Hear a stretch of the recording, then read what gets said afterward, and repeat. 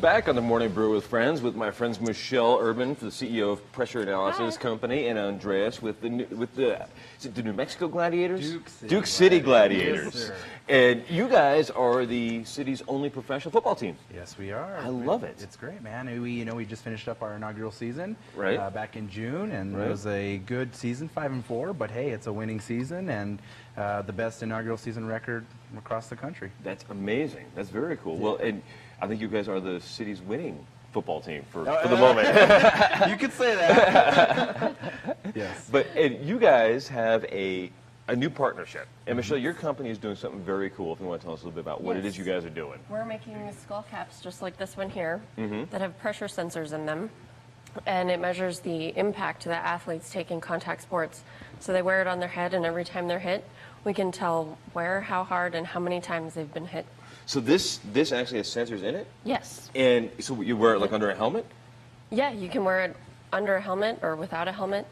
And so for football players, I mean, the concussion thing has been a Yeah, big... since that concussion's a hot button issue. It is. We're trying to reduce injuries. We felt when we got together with Michelle that this would be a great partnership to bring us together, because they're looking to create this technology to help stop, these injuries that are, long going. And if somebody gets hit, well, you don't know if they got hit too hard or where they got hit exactly. Well, athletes, they never want to admit they're hit hard. This is something we can talk to Dr. Wayne about this. Because all of the, when athletes get hit, they just like, no, man, I'm shake fine. it off. And shake it off, I'll be all right. Yeah, exactly. But if you actually had data that you could say, hey, no, you were hit with, you were hit by a truck, man. You need to get off the field. Exactly. At least for 10 minutes, right? Yes, and our partnership is, we want to be the safety leader in the football industry, and that's exactly where Michelle and her company comes in. And I mean, I think Michelle will elaborate on the technology and how it works, but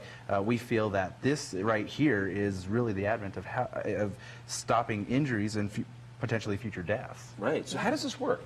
So, I mean, I have a little piece of the sensors here, if you want to see that. Absolutely. So we can show this. That's basically what the sensor array looks like, and they're just pressure sensors. So this is different than what's currently on the market, because we don't use accelerometers. We're using is that how they normally sensors. do it now? That's normally how they do that. So ours is a little bit different. And these are little works buttons. a little bit better. Yes. So every time those are pressed, we can tell how hard and exactly. Yeah. Like that? That's how it works? Yeah. Yeah, well, actually it fits pretty well. We can put this under a helmet. That'd be great. Yeah, exactly. You can wear it for the rest of the show if you want. All right. And then so every time I get smacked somewhere on my head, it just sends wireless data? My mobile app will tell me how hard you've been hit. So if you've been hit too hard, I can run to your rescue. That's very cool. Or tell my physical trainer this guy Exactly. Well, I think this is the thing. I've read a lot about the football players. You're not supposed to lead with your head. Right. No. But they do anyway. But they do anyway. Right? Yeah. They do anyway. And that's the kind of thing that you want to stop. Beyond just knowing how they're hit, you can also, coach could use this to basically say, we're seeing you get hit in the head a lot, stop leading with your head, right? Yeah, exactly. It'll help them develop better tackling techniques. But, like Michelle said, it's instant data that goes to your wireless device, whether it's your phone or your iPad or whatever tablet, whatever device you have. And this ensures that the trainer sees exactly where they're hit and how hard they were hit, and say, hey, you were hit too hard, let's check you out. Let's ensure that, you're not concussed or you have a worse injury. Right. But even more than that is we keep all of that data, so they can download like a report on each athlete. So I could get like Andreas' whole season. Yes, exactly. And it shows how many times they've been hit, which is also an important piece of information. That is very cool.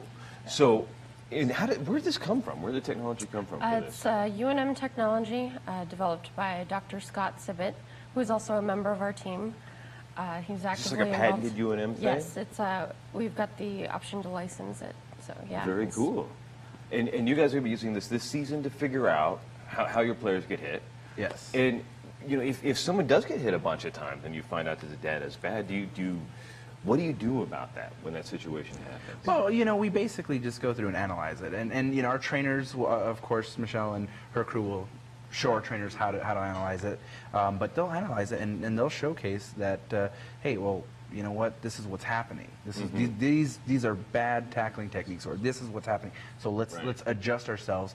You know, we want to be a safety leader, like I said before, in the sport of football. And with this technology, it's just you know, it goes above and beyond. If your quarterback keeps getting sacked and you keep seeing the hit data, you're like, we need to change cards. Exactly. Exactly. It'll help reform whatever needs to be done to ensure we win or become a better team. Right. So when's the draft, or how does that work for you guys? So it's a little different than NFL. It's not necessarily a draft, but we hold a series of open tryouts, and with the first one being October 10th. I'm in. I'm totally going to try out. You should just come out, Dan, just to see what happens. I'll wear that. I'll do it. Yeah. But typically we have a first tryout in October 10th, and so what we do is we hold a series of tryouts up until about the beginning of February. And like anyone can show up. Anyone can show up. So even it's me, open. like I could. If you would like to try out, Dan, we'd love to see you there. Absolutely. Wow. I think we should bring the whole production crew out there. I would get cheered across the see field. you skills drills and see what you got, how fast you can run.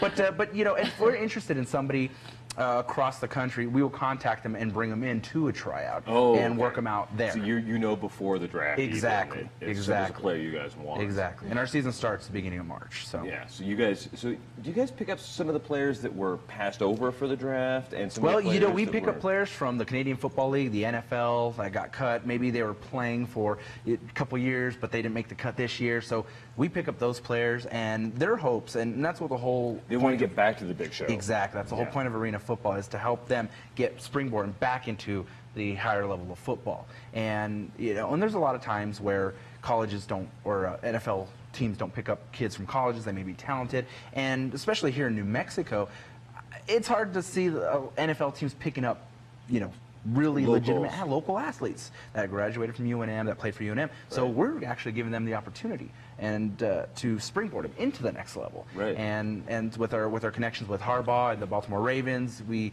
can send guys up to get work out with the NFL. So I mean, yeah, you can do a lot. You can do a lot. Yes. And also the Arena League player is kind of a differently built player in some ways too, right? It's a running game. It's a fast game. It's one of those games that when I've seen them, it's so much fun because it doesn't stop. There's no huddles, and people don't kind of relax on the sideline. You don't let the clock run out. You want to keep pushing all the way down the field, right?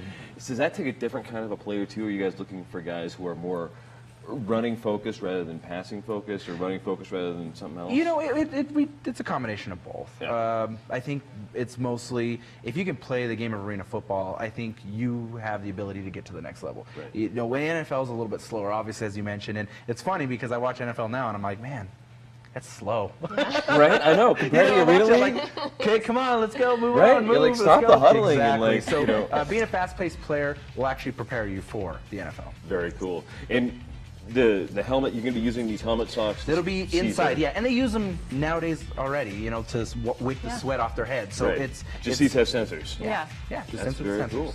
We'll be back in a couple of seconds. I think we're going to talk about where this pumpkin came from. Hey. On the Morning Brew with Friends.